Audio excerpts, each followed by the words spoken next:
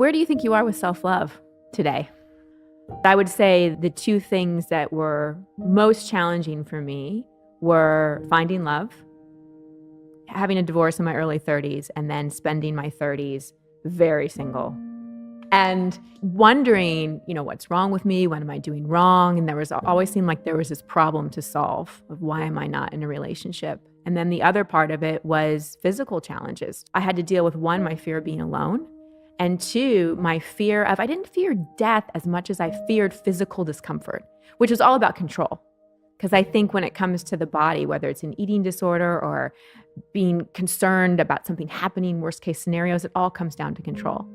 And that fear of, well, what happens if I lose this? Or what happens if my body does this? Or what happens if I don't have control over this? And so that was my battle, was just coming face to face with, okay, I could feel this way forever, and can that be okay? There was a point in my time where I really thought I was losing my mind. And really, that was about losing control. I think it hits us all differently, depending on what were the things that were hardest for us as children, and depending on what we think makes us valuable in the world. You thought what made you valuable is your mission and fulfilling your mission and living into that potential and being a leader and everything else that went into that. No external person, no one, no matter how perfect they are, can ever, ever, ever fill those internal voids. I did that for a while, the whole dating a different person, but same exact issue over and over again, because my core issues were around rejection and not feeling like I was ever the one that someone wanted. So of course, I would create these experiences where I'd go after people, go after guys. I would never ever feel like they wanted me, but I'd pursue and pursue and pursue and be there and say yes when I really meant no, and try to contort myself into what they wanted me to be, and I'd have the same result. They'd break up with me, ghost me, and then be with somebody else. And it happened over and over and over again. And it wasn't until I really looked at, again, my deeper relationship with myself, I had to love myself enough to start saying no to the experiences and the kind of relationships that just were looping me back in those same old patterns. And that's hard to do because they can be kind of addictive. It's like, just this one more time. Just this one more time, I'll try it. I'll get it right this time. And then the same thing happens. And it's so powerful when we break those patterns and we say, no, I'm not going to do this anymore. I learned that criticizing my inner critic and just shaming these parts of me I wanted to change wasn't going to work. So when that inner critic would come up, or the self-loathing, the judger, the you're not this, you're not enough this, why can't you be more like this, all that stuff, I'd be like, oh, hello, I hear you. And I know you're just trying to protect me. And sometimes I'd actually journal it out, because we have all these voices inside our head. It doesn't mean we're crazy. It's just the multidimensional human experience. We have all these different voices and all these different parts. And when I could separate it out and see, wow, that voice that's being so hard on me actually isn't me. It's just a part. And if I can observe it and separate from it and see that it's just an aspect, then it made it feel not so overwhelming.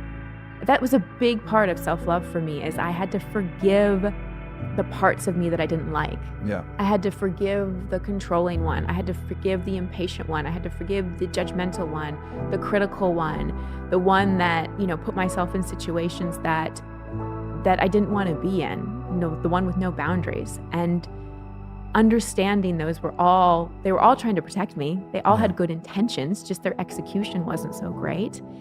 And coming into acceptance of those parts really, really helped, because just shaming and judging myself and trying to make the negative or critical voices go away didn't work. I had to welcome them and hear them and just have a different relationship with them. That's a big part of self-love for me too, is to know that there's a part of me going through any experience, and then there's a part of me witnessing the experience and holding space for that experience. And so deep compassion for myself too, because I am so great at being compassionate for other people. You could come to me with anything and I wouldn't judge you, and I'd hold space for you, and I am great at that. But when it came to myself, I was not giving myself what I was so willingly giving others. And I think that so many of us do that too. And that was a big aha moment for me, is, wow, how can I start giving myself the things that I so willingly give others, and I give others with joy and actually enjoy giving others. But yet when it comes to me, I think I have to be harsh and critical, and I set standards and expectations for myself that I could never live up to. And letting a lot of those kind of walls collapse was, again, scary because that was what worked. That was what was familiar, but it was also liberating. I was doing some of my own healing with some somatic workers, some sexual healing, emotional healing, leading up to meeting Steph. And I remember in one of the sessions, I was laying on the table after I'd just done some really deep work. It was a man and a woman facilitator, and the man said to me, "We've taken you as far as you can go. Love will do the rest." There's a certain place that I wasn't able to get to on my own, that with the right amount of self-love to welcome in that kind of partner, an aligned person who can really hold that space of love, there's some deep healing that can happen if we project our model of the world, the way we would handle a situation, onto someone else and expect them to act like we would act, instead of really seeking to understand, why is this important to you? What does it mean to you? Tell me more. But it's back to what, when something is sacred, you also not necessarily allow, but do your best to understand what the other person truly needs. If we can really stop looking other person as the reason for either our happiness or our suffering, and it comes back to what we were talking about earlier, that self-love. And relationships are excellent at triggering our unresolved stuff from childhood. Early stages of our relationship tend to be what we didn't get from mom, what we didn't get from dad. We end up seeking that out in a partner. And that's another dead end. No partner can ever heal your mommy and daddy wounds either. One thing that's been important to me to learn in my relationships is that certain relationships have an expiration date. They come, they teach us a valuable lesson, we work through our issues, but trying to make something go beyond its expiration date is just misery. And that's where a lot of people are. They've come together, maybe they've learned something, they've triggered each other, they've pushed each other buttons, they've gone as far as they could, but then they're so afraid of breaking that commitment or the unknown that they end up staying together for the sake of just staying together. How can you have enough self-love to really seek truth and ask inside, all right, like, what's really true for me? And what do I feel like I need to do in this moment? And what would love do? Love doesn't sit there and just meditate and pray for it to be better.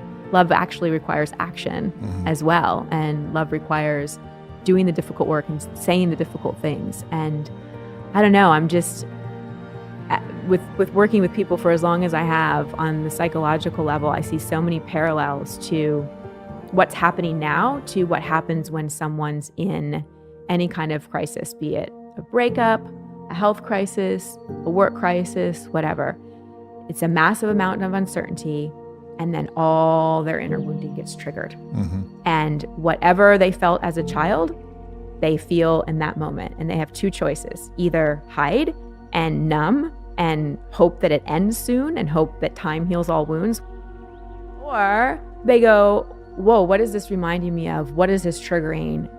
What can I learn from this? And what do I need to go back and heal and resolve? And I think that's what more of us need to be doing, is the latter right now.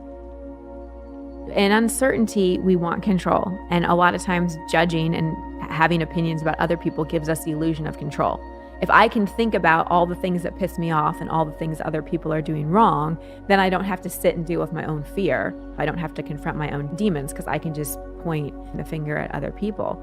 And I'm with you. I really am not in a place of judging anyone, but I am in a place of, holy shit, like, we got to come together, because it's not doing anything. And I'm doing what I would encourage anybody to do, which is I'm continuing to do my own inner work. I'm dealing with my fear. Like, the biggest fear that's come up for me around this has been losing someone I love, particularly my husband. And I've allowed myself to go into that fear and feel it. And I think a lot of people are afraid to do that because the law of attraction has told us, no, we can't feel those feelings because then we'll draw it to us. But I disagree, because I think actually going into the fear and feeling it, the energetically you're actually in is acceptance, not fear. Yeah. And that's a high vibration.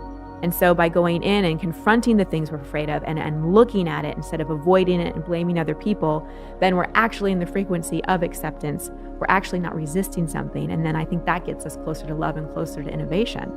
So that's what I've been doing, just going inside, doing my own work, working with my own triggers, and just keep asking, okay, what would love do now? What can I do now? And trying to help as many people as I can do their own inner work.